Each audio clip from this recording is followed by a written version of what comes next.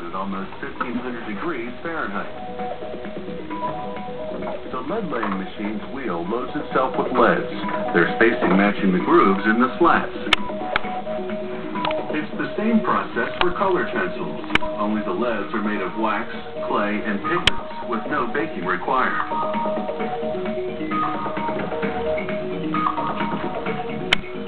Now for the slats that move to that other conveyor belt. An automated arm flips each one over, slides it across a glue applicator, then drops it onto a leaded slat on the other conveyor belt.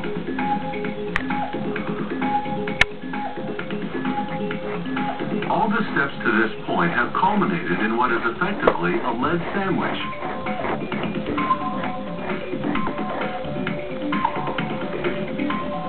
Now a plunger squeezes those sandwiches together with a full ton of pressure.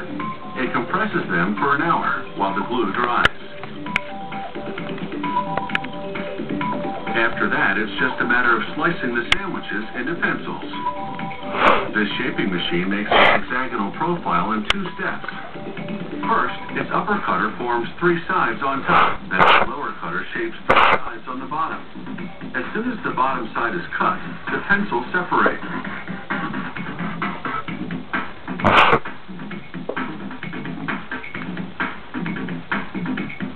A worker pulls a sample pencil from each batch coming off the line and manually sharpens it to spot check lead quality. Then he applies force to the tip until it breaks.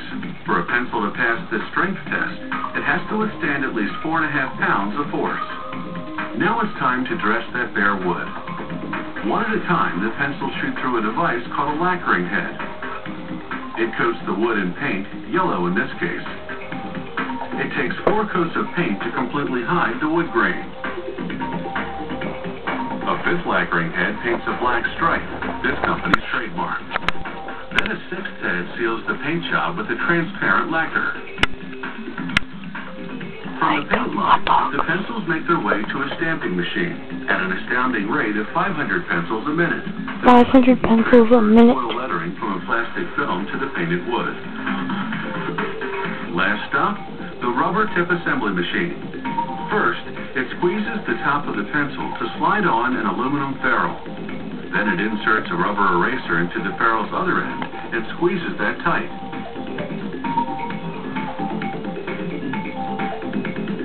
European-style pencils have a painted cap instead, the color indicating how hard the lead is. After a coat of transparent sealer, the pencils take a series of dips in the first color, and once that dries, in the second color. Hold on. The final coat is a high-gloss lacquer.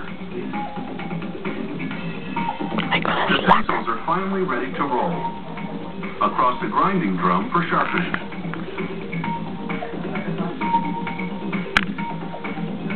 By the time they roll off, they're pointed perfection. Looking as good as they perform, today's pencils sure have the right stuff.